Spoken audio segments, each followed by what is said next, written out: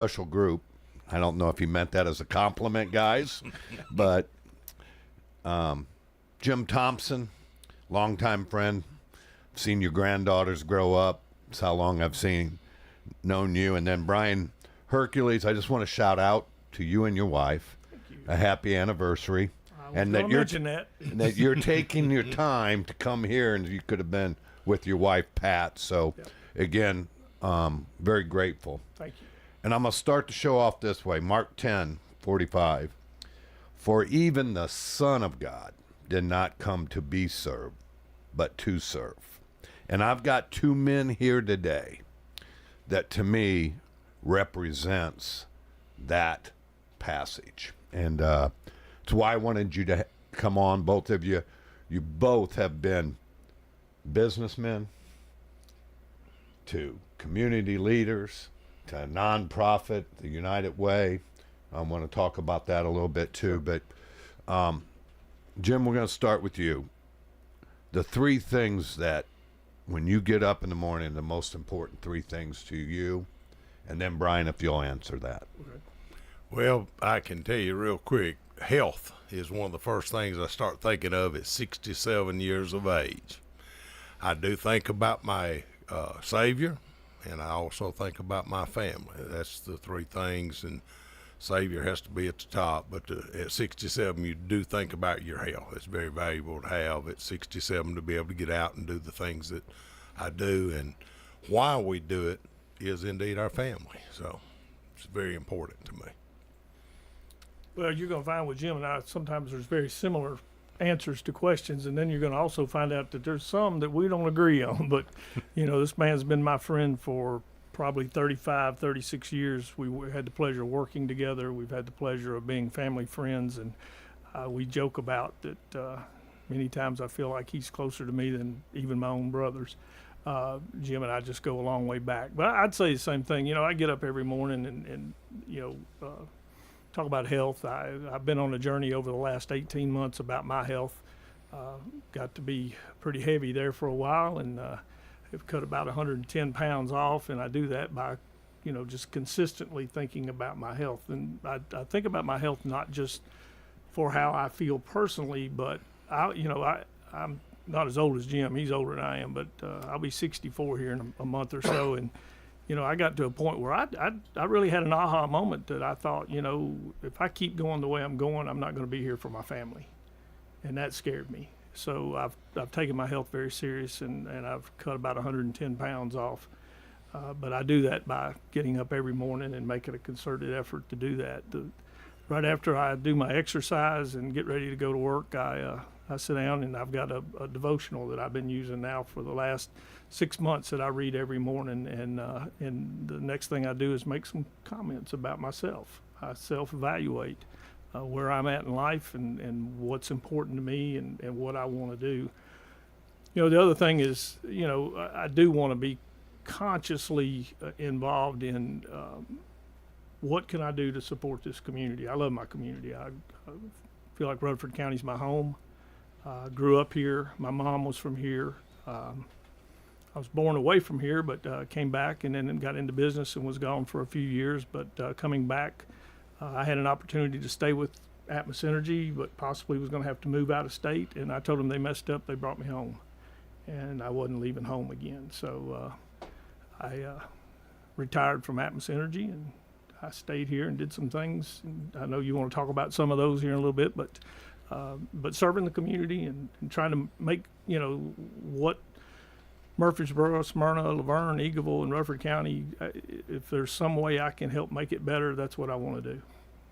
So when we go back to it, let's look at your business life first, and then from both of your perspective, both have, I think, an entrepreneurial spirit. When you go into a business like Atmos, you took ownership. I've sit and listened to you. So talk about that when you're in corporate America, how you take ownership in it to make it your own. And then Jim, talk about you starting your business after Brian. I think it's an interesting concept because I felt, my style of management, my style of being part of corporate America was I actually bought stock in the company. I felt like I was an owner. I will tell you a story. Down in Columbus, Georgia, one time we had a customer that moved in. It was a large industrial customer, and he wasn't real good about paying his bills. And it got to my desk. I picked up the phone, called the guy, and said, hey, we're going to have to do better than this. We can't get 3 and 4 months behind on our bills at that level and think we're going to be able to keep our utilities on. And he began to say I was an unchristian person because of my attitude. And I said, I respect your opinion, but I read my Bible, and it talks about if you owe a debt, you're supposed to pay it. And he said, well, you don't understand. I'm the owner of this company. And I said, well, what you don't understand is I'm owner of this company too, because I own stock in it. And I felt that way. And he and I, while we didn't agree to philosophy, we did agree that he'd pay his bill, because he did pay that bill before we shut the meter off. So, it's one of those things that you've got to take some pride in what you do. In today's environment, you hear a lot of people talking about, shutting down businesses or getting out of business because you can't find good employees. And I've been very blessed to be a lot of places that had really good employees. And what my management style has been for many years is I'm not going to expect somebody to do something I'm not going to be willing to do. And if I walk across the parking lot and there's trash on the parking lot, I'm going to pick it up. But if I look out the window and see my employees walking by it, then I'm going to have a conversation with them why we don't have ownership, why we don't believe in who we are. And I think, the picture you paint and the way you present yourself, that's important, to take the branding of the company and the pride in our companies. Now, I will tell you that's not always the best received, but you don't change. I try to hold people accountable, move forward. Well, I do think when you speak of accountability, and Jim, you might allude to it a little bit more, I think it's one of our number one problems. We don't hold people to the accountable standards that we had. I was sitting talking to two men, both come out of the military, one my age, one in his early 30s. And they were talking about accountability and how it's even changed in the Army today, and how they sat there for 2 hours and talked about it, and I got to hear them. So how do you, as an entrepreneur in this day and age, hold people accountable, Jim Thompson? Well, Brian talked about our time in the gas industry, and then right at 45 years of age, I was at that point. I also, after 25 years in the gas industry, took that leap of faith and said, I've always wanted to do this. Timing is right. We're driving through Atlanta, Georgia. Brian and I were together, and he said, Jim, when are you leaving? He picked up on that before I'd talked to anybody. I said, what do you mean? He said, well, you've already left. You just hadn't told us what date. So, when you got somebody like that, we talk about holding folks accountable.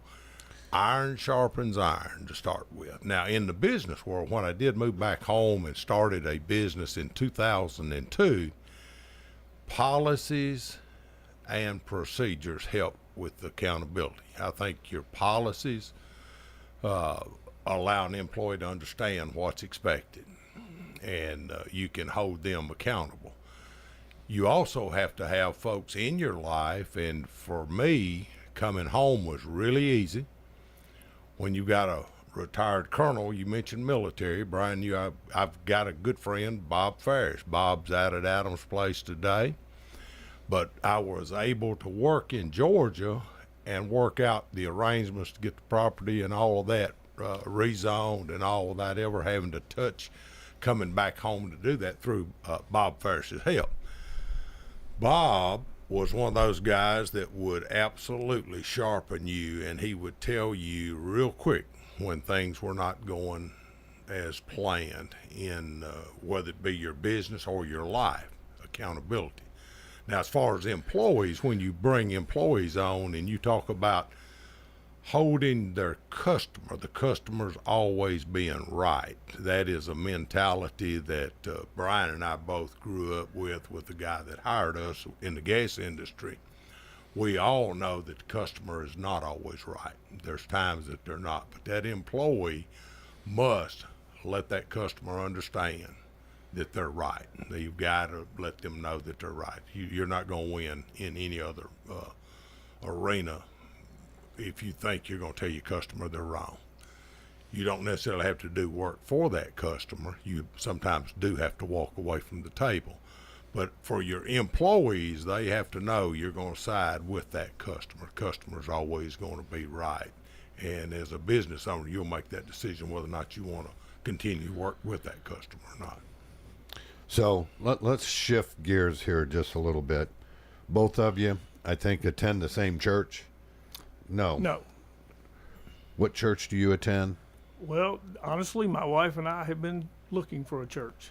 Awesome. We're in that Looking mode mode. right now. We're in looking mode.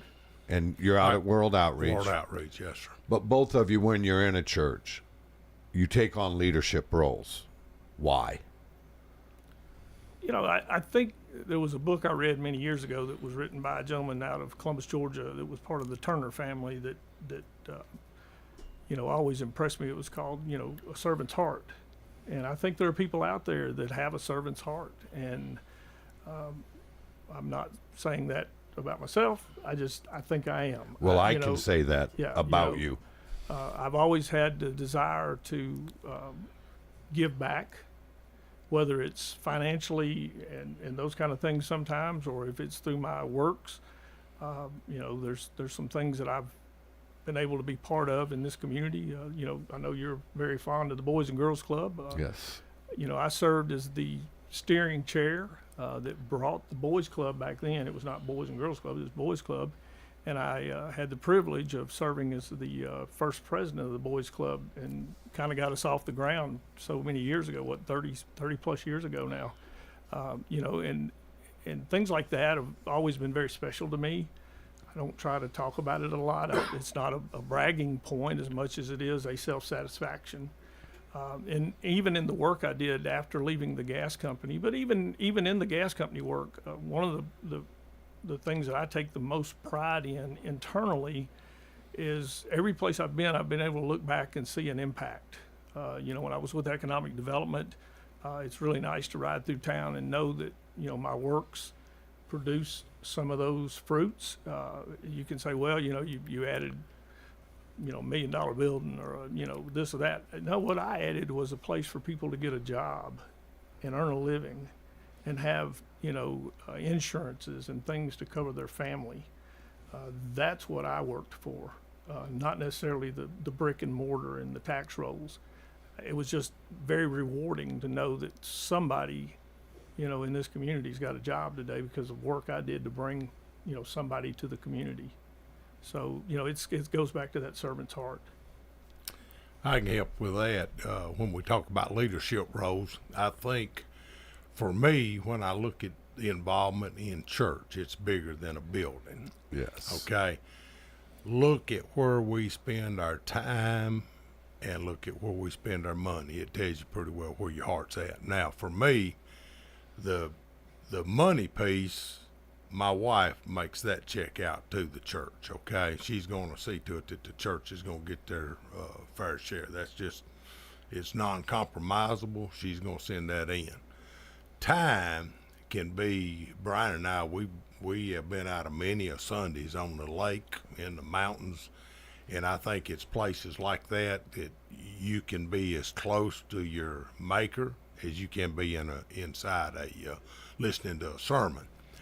However, the one thing that just intrigues me about World Outreach is the growth that they've done, and they've basically done that with small groups.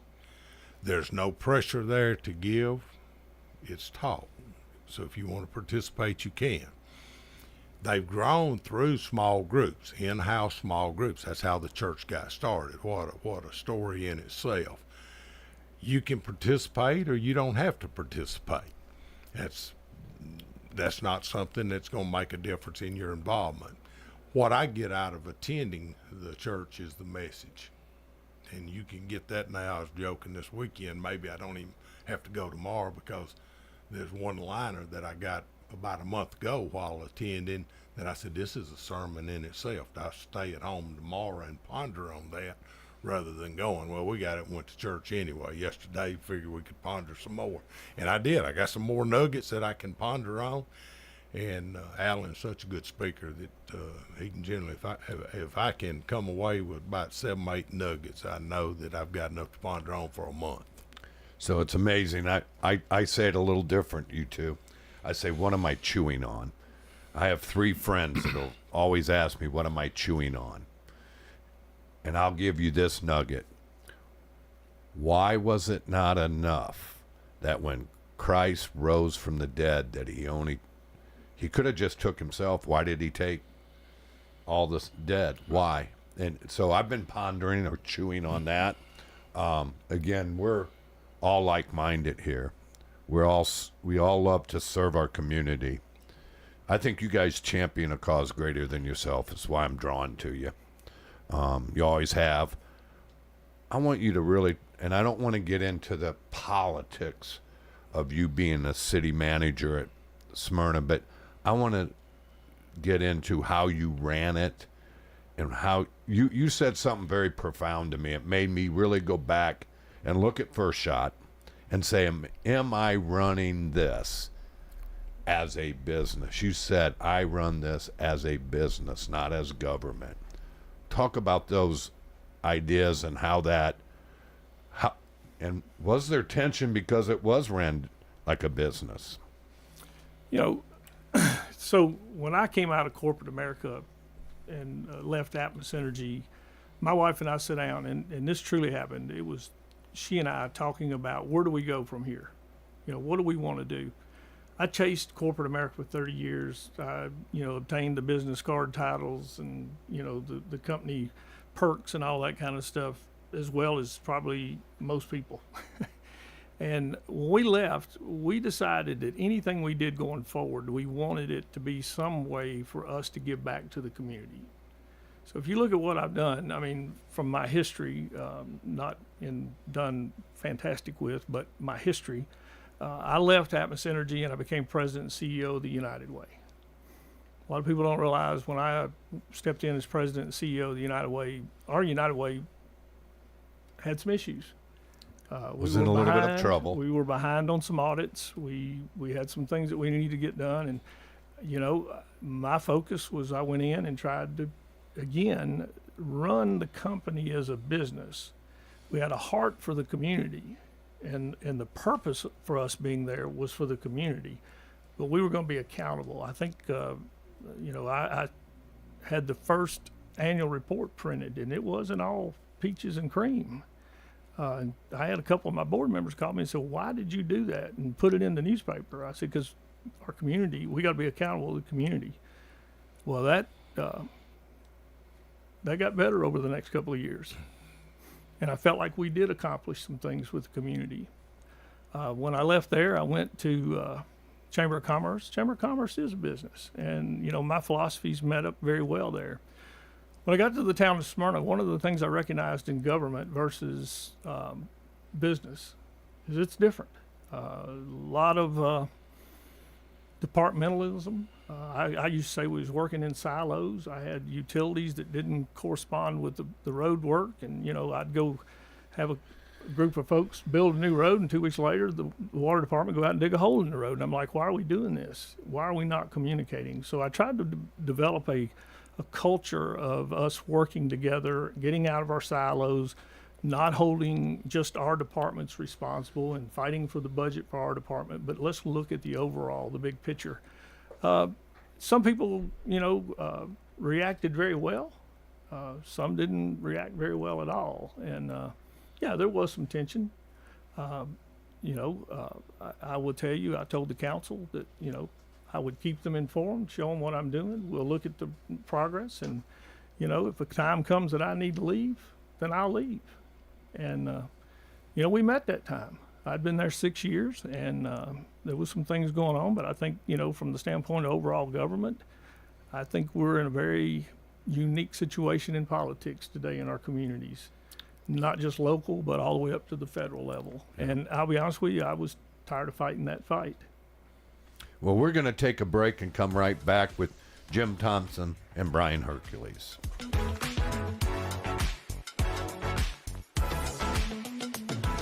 Hi, this is Chip Walters with Exit Realty Bob Lamb and Associates. You might know me as the voice of the Blue Raiders, but I want to be your trusted advisor in real estate. Whether you're buying or selling, it's time to choose Chip. Do you have a growing family and need to upsize? Are you an empty nester now and need to downsize? Are you thinking of selling your current home but just worried you can't find something else? Well, it's time to choose Chip.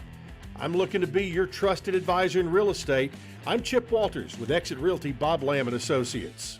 Fellas, if you've noticed a lack of energy, motivation, and drive, it could be low testosterone. Don't wait. Get checked by the experts at Low T Center. They have over a decade of experience helping patients achieve life-changing results with testosterone therapy, or TRT. And for established patients, they offer the convenience of physician-monitored at-home TRT with advanced personalized plans that include both lab testing and self-inject medication. Low T Center makes it easy, shipping directly to your door. Go to lowtcenter.com now to book your appointment online. Low T Center, reinventing men's health care.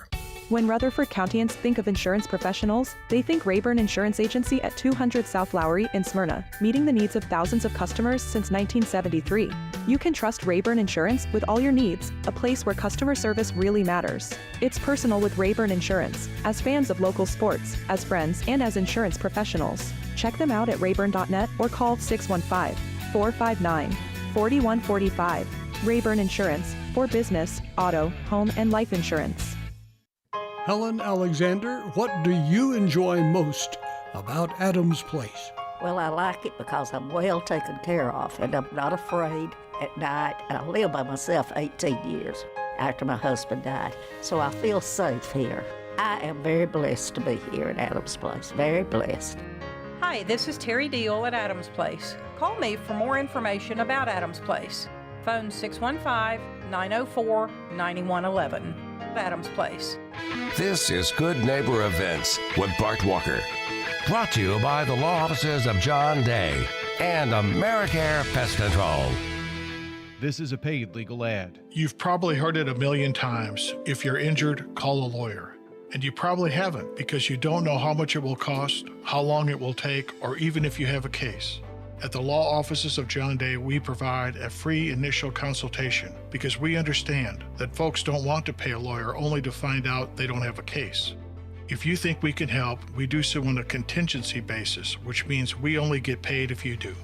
Seriously injured? Call me, John Day. WGNS encourages you to patronize our local family businesses. People have been asking about the Pioneer Power Days over in Eagleville. This is the 37th year they've had those, and they include an antique tractor show as well as a tractor pull, Friday and Saturday, September 6th and 7th, on Chapel Hill Pike in Eagleville. Something else for your calendar. The Senior Citizens Adventures in Learning is back. It'll be Mondays, September 9th, 16th, and 23rd.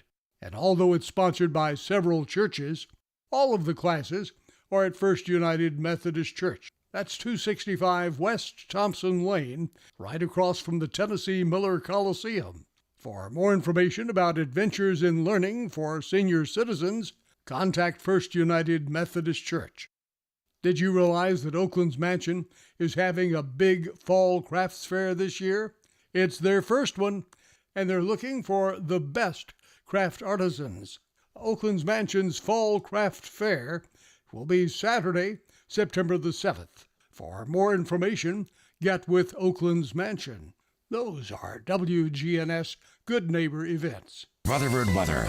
Skies become mostly sunny here this afternoon with a high in the mid-80s. Tonight, mostly clear, low near 63. By Tuesday, sunshine high around 84 degrees. I'm meteorologist Jennifer Wojcicki on News Radio WGNS. Currently, it's 70. WGNS is powered by Middle Tennessee Electric, who offers this energy-saving tip during the hot summer months. Nudge your thermostat up, ideally between 76 and 78 degrees to reduce cooling cost. For more tips, go to mte.com/myenergyplan. This is the Roundtable from News Radio WGNS on FM 101.9 and AM 1450 Murfreesboro, FM 100.5 Smyrna. Listen and watch at WGNSradio.com.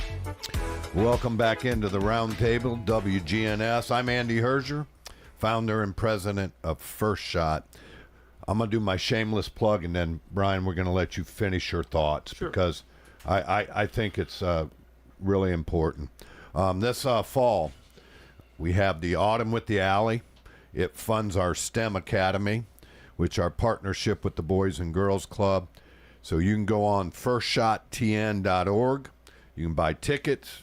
You can be a sponsor, and we truly appreciate it.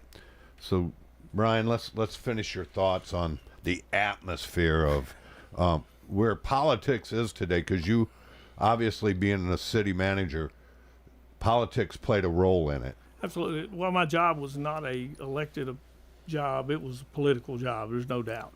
And I will tell you, I don't play politics very well. That's not my demeanor. So like I said, when I sat down with the mayor and the council and began to talk about where we were at and some things that were going on, I said, it's time for Brian to go. It's time for a fresh start for them. But the one thing that I always, in the back of my mind, is, the town of Smyrna is very blessed. It's a beautiful town. It's got a lot of things going on. And there's a lot of things that we, over the last 6 years, was able to put in play that makes Smyrna a better place to live, work, and play. And I believe that. And I feel like, to some degree, I had a small, part of that vision. But it was led by the mayor and the council, and my job was to, implement those things. But the one thing that I'll say about Smyrna today, Smyrna is very blessed to have 500 employees that love that community. And I can't tell you what a privilege it was for me to work with them. Didn't always make them happy, didn't always do what somebody wanted, but we got there and we made compromise and we moved forward. And I think Smyrna's better for that.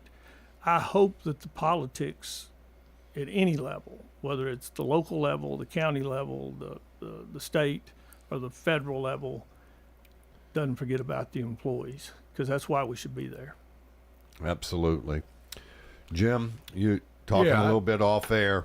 Let's kind of go back to now why you're so active in politics and in our community, and why is it important? Absolutely. And why in the world would a Thompson guy come in here and have any reason to have a voice? I have a sister that just retired from Belmont, and while she's got plenty of time on her hands to do more research, she was able to bring out some facts that I did not know until about 3 months ago. After the Revolutionary War and the land grants, there were 7 men that voted on where to put the county seat here in Rutherford County, right here in Murfreesboro. One of those guys was a Thompson. It happened to be a great whatever grandfather to me. My grandfather, that I never did get to know, was sheriff here from 38 to 42. So the Thompson blood runs very deep in this county. Being in the Rockville area from time I was 12, I got to associate, fellowship, become a man in that community, a man among men, real men. I mentioned a minute ago Bob Ferris. When I moved there, Bob was busy in his military career, 30-year military career. So it was later in life that I got to meet Bob, but all of his other brothers that lived in the community I knew. The one thing about Bob, and we talk about civility in politics, and why I love politics, is the farther out you go in the county, you're going to find that folks really do care about their community.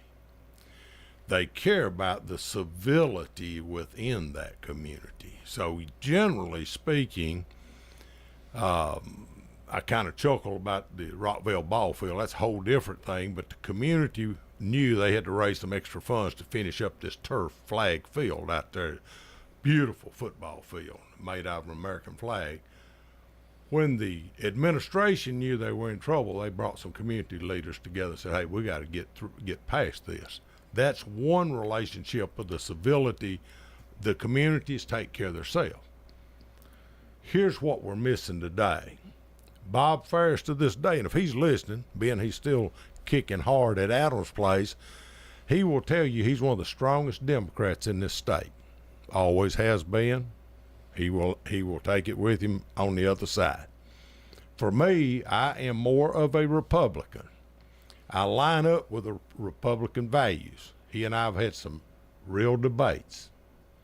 There's things that I won't talk about because I know it's too aggravating for Bob. Bob doesn't hesitate to talk about anything. He doesn't care whether it aggravates me or not. He will bring it on out. However, what we're missing today, we've got Republicans that in an election or when an issue comes up, they do not know how to remain civil. It may mean we don't talk about or talk to one another after an election at church or at a ball game or whatever. That's the piece that we're missing. If we're expecting to get beyond that with the next generation, which are our kids, whether it be through First Shot or whether it be through the Boys and Girls Club or whether it be through the school systems, we must act civil all the time. It's got to be civil. So good debates are great. Bob Ferris and the other Democrats, and I can call Andy Womack's not going to be mad if I call him out, brilliant people that absolutely make me a stronger man. I got a text this weekend from another friend of mine that his son played baseball over at MTSU. He keeps me grounded. He will absolutely shoot me notes and messages, nothing demeaning at all, just stating his position and why. I wish we had more civility when it comes to politics.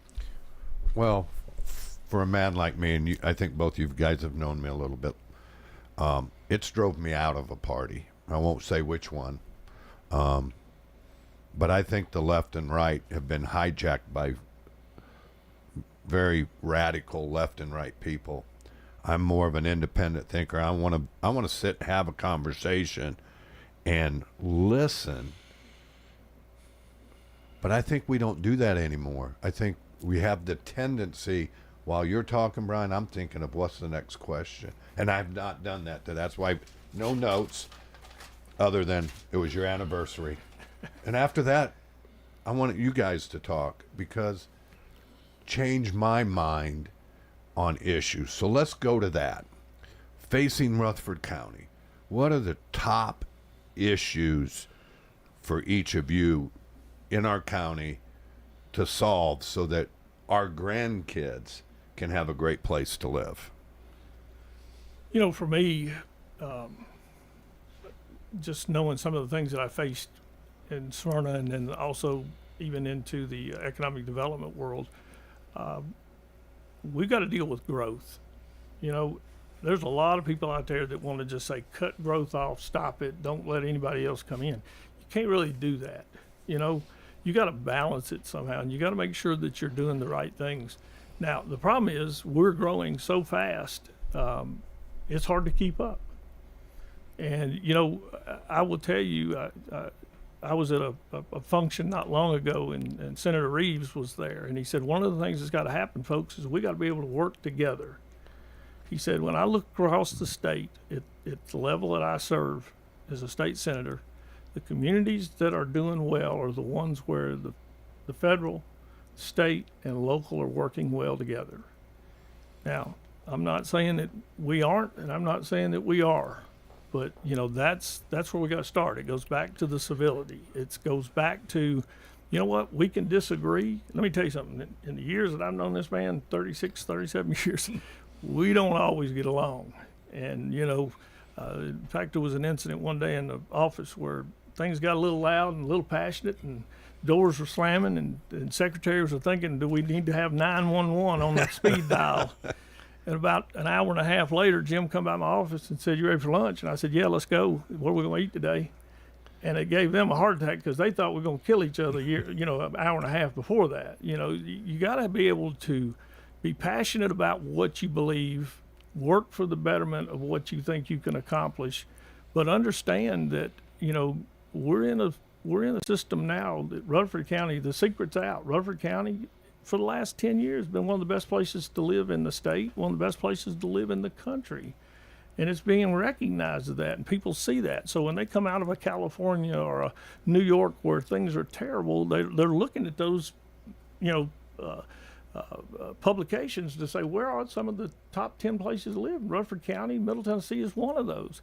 So we've got to figure out how to make it work. But growth, when you encompass growth, you've got infrastructure, you've got education, you've got senior services, you've got, all these things. First responders. Everything has got to be, balanced in there. And that's a tough job. That's a real tough job, but we got to work together to get to an answer. We can't have one faction not supporting the other. So we went out and lived in Smithville for 3 years, and COVID hit, and isolation upon isolation is very tough. It was very tough on my wife. And she said, I'll go back to Murfreesboro, because she knew this is where I'm drawn. This is my home. I'm not like you guys, born and raised here, but this is home.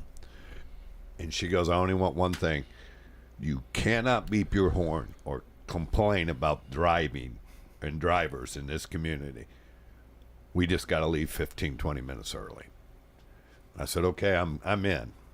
Right? So we do have issues, but if you don't have issues, you have nothing really going on in our community. Our community is such a great place to live, Jim. So for you. Hey, I care enough about it that I was asked to serve on the County Planning Commission, which I am the newest guy.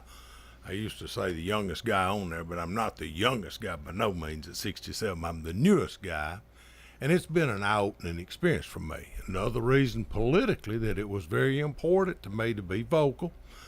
I'm concerned about our schools. I'm concerned about the funding for our schools. When I look around at Williamson County and Wilson County and go to Mount Juliet and see the football facilities, see the schools, see how well they're built. I know that at Rockville, when we built that brand new high school, we had a locker room for the basketball teams that was built without a single locker. That's improper planning. It's improper funding in order to do that. So that's one aspect of it. Roads and infrastructure. We have $0 in this county going toward capital improvements on these roads. We're a maintenance department. When we talk about at the state level and the school funding and the privilege tax that the county commission just voted on this last week, what you see is this is what you were given. Our state delegation says that we will give you this much. And oh, by the way, you need to continue to grow at 20% in order to receive that funding. That to me does not make sense, but there's a lot of issues there that we were never discussed with, at least me as a citizen. I understand through the chamber, through the home builders, through the realtors. You must include all parties when you're doing planning if you want to do it properly. So I see we're getting ready for a break. We're going to take our final break and be back right away with Jim Thompson and Brian Hercules.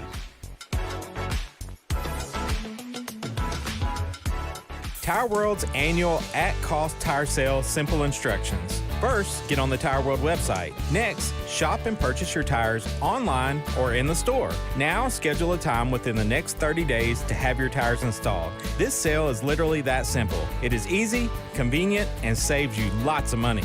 That's because at Tire World, we don't put discount in our name. We put the discount in your pocket. At Tire World, we keep your family rolling. Our daughter Jessie loves playing detective. But since we discovered she has sensitive skin, we've been playing detective too. We thought the problem was our puppy. But it was actually our old detergent. So we switched to Tide Free and Gentle. Tide Free and Gentle has no dyes or perfumes, so it's gentle on her skin. If it's gotta be clean, it's gotta be Tide Free and Gentle. This back-to-school season, Tide and Downy are giving back with $1.5 million in scholarships. Enter to win. No purchase necessary. US/DC 17+. End September 30th. Rules. Tide.com/scholarship/official rules. Why choose a Sleep Number smart bed? Can I make my side softer? Can I make my side firmer whenever I want? Can we sleep cooler? Sleep Number does that. Cools up to 8 times faster and lets you choose your ideal comfort on either side. 94% of Sleep Number smart sleepers report better sleep. J.D. Power ranks Sleep Number #1 in customer satisfaction with mattresses purchased in-store. And now, during our biggest sale of the year, save 50% on the Sleep Number Limited Edition smart bed. Limited time. For J.D. Power 2023 award information, visit jdpower.com/awards. To find a store near you, visit sleepnumber.com. Support First Shot at Autumn at the Alley.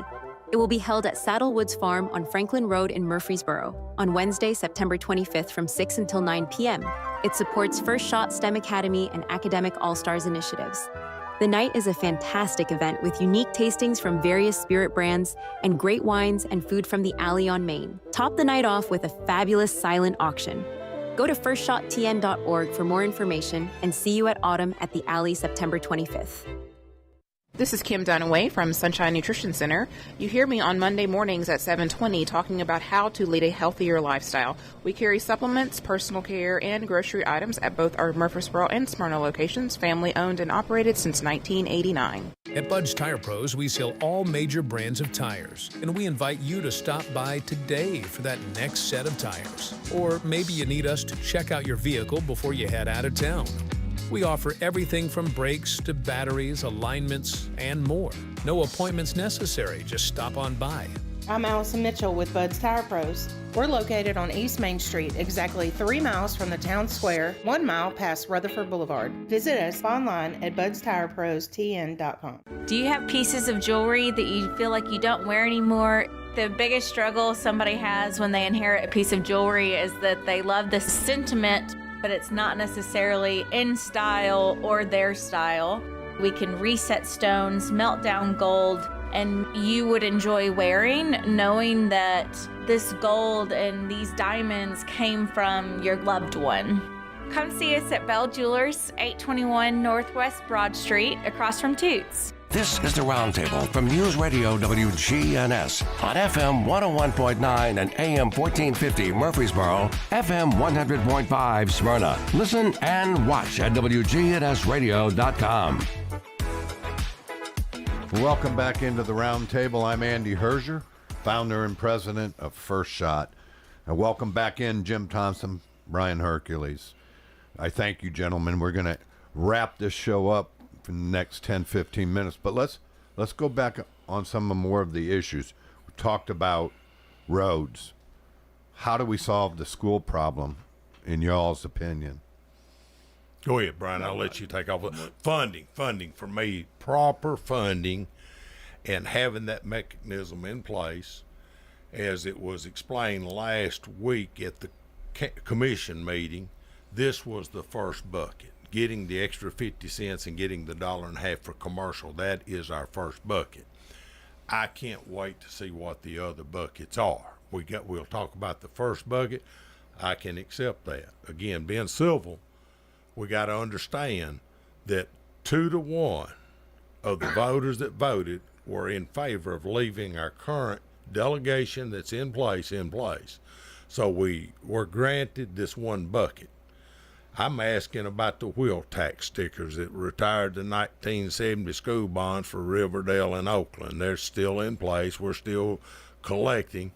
What does it take to increase that? Is that controlled by the state? Is that controlled by the county? So that piece of it, if that's one bucket, I want to see where those other 7 or 8 buckets are coming from to properly fund our schools. Make sure we get the nicest schools that our students deserve. I mentioned off air when Rockville High School opened up. It was a beautiful facility on the outside, but when you walked into the girls' and the boys' locker rooms for the basketball teams, there was nothing but concrete. Well, the concrete floor was 0 lockers. When I drove over and took video of Mount Juliet High School, oh my, it looked very much like a junior college. Beautiful facilities, properly funded, and Williamson County the same way. So we're still looking for those buckets. I have to entrust that the state delegation has got other things that they're going to address in terms of funding. You got to trust that. They've got other answers that they're not sharing. The one thing that's going on right now, in my opinion, is we're not communicating with the group of voters down here that are paying the bills, that have ideas. We're doing that in silos, as Brian spoke about a minute ago. I think we're doing that in silos. You know, Jim's been a little closer to the schools, working with the county planning and stuff. Smyrna, we didn't have schools. It was county schools. I know Murfreesboro has some schools. You know, so I see and hear a lot of things. And I would tell you the only thing that I would add to this is I know there's been a lot of conversation about, you know, as senior adults. And if you look around this room, a lot of gray hair. And I know people can see us on the podcast. Absolutely. I don't have any children in the school system, and there's a lot of folks just like us. Why should we be funding schools? Listen, I have no problem paying taxes to fund schools. It is if I make the money to pay the taxes, then I should be privileged to pay those taxes to make sure our children are getting the services they need, whether it's education, sporting, or all those kind of things. Because let me tell you something, somebody paid that when I came through the system. It's ridiculous a little bit for me to think about we just get to senior level and we quit paying taxes. I think it's something that we need to be responsible for now. It's very short-sighted by people in our age group to think not paying it forward because someone paid it forward to us. It's our time. But it's also our time to help, and I think you two guys do this, raising up new leaders that look a whole lot younger than us. So how do we do that in this county? Your opinion? Well, I think that's, again, where it comes back to engagement. I'm not going to call anybody by name, but, we talked about my time at United Way. There was a gentleman that I went to in this community that's very well thought of, and, he had served on all the boards and come through the system and stuff, and I went back to him, and we needed some help. And I asked him if he would consider serving back on the board at United Way, and he said, Brian, I'll write you a check, but I won't give you my time. I've done that. It's somebody else's turn. Well, one of the things I think we have to do is help people understand that there is other people. But, sometimes it's the faction of just asking somebody to serve. I will tell you, I got involved with the Young Professionals group. Great group. Man, unbelievable group of people. And they're just waiting. They're just wanting somebody to ask them to serve on a planning committee or on a board at United Way or the board of First Shot. Those kind of things. Going to have Casey Rainey on in a couple of 6-7 weeks. What a great you talking about a servant leader. Him and his wife. Absolutely. I love them to death. Great people. But one of the things they've done, be quite honest, I didn't really want to do it this year, but the last 3 years I've had a mentor relationship with one of the young professionals. I got a young man I'm working with this year that he's blown me away. It's just, I get more out of it than he does. But, those are the things that we can do as senior adults, as senior leaders, is find a way to embrace these people, give them some confidence, give them some wisdom, let them ask us questions and give them honest answers and engage them and help them push themselves to do some of these things. So my dad disappeared every Sunday afternoon. And I didn't know as a young child where he was going, but he's going to the jail to help mentor people. Once a month, we'd go up to the Basher home. I had no choice but to become a servant because my dad served, all right? And I think that's what you guys, your families will do because of what you've done. But, Jim, how do you think we pick these next leaders? Here's what we got to do, and I think, again, I mentioned a minute ago about the chamber being involved with some of the decisions with the state delegation. I have to give kudos out to the chamber in regards to their youth leadership schedule that they have. Stephanie Brackman over there does a wonderful job, not only with adults, but with this youth leadership group. If you look, they're from Eagleville, they're from Murfreesboro, they're from Rockville, they're from all over the county. Brian, talking about mentoring, I've mentored several of them with this Murfreesboro Young Professionals, and the one thing that I have mentioned to them is I would change that name. I would call it the Rutherford County Young Professionals and get folks from all, because what we're facing here today inside this county is not a Murfreesboro issue, it's not a Smyrna or Laverne issue, it's a county issue. And those young leaders that we're getting at early ages to get involved and get engaged, they're the ones that's going to come up with the better answers to these questions than what us old gray-headed people have worked on. One of the things and this kind of plays into this, when you educate the people to what's really going on, and I'm not talking about the politics. I'm talking about just how the system really works. It used to tickle me to some degree that people didn't understand. You want to complain about roads, and you want to beat up this mayor or this council or this city manager about a road. There are roads that go through all of our towns that the cities can not do anything on. They're state routes or they're a federal highway. We have no control. and making people understand that, we can't just go and do things. But that goes back to that emphasis on civility and working together, so that you've got a delegation at the state level, you got a delegation at the federal level that you can call upon and work together and say, we've got issues. How do we fix this together? Because this road belongs to the state, or this road belongs to the federal. But it's going through my town, and my citizens are being affected by the potholes or by the, those kind of things. And that was one of the hardest things I dealt with as a town manager, helping people understand there was just certain things we could do and certain things we couldn't do. How do we come together and work with all? What's the answer to working with the feds, the state and local governments? I can't understand. My pea brain doesn't understand how the delegation that's from Rutherford County is not working with us to provide what we need.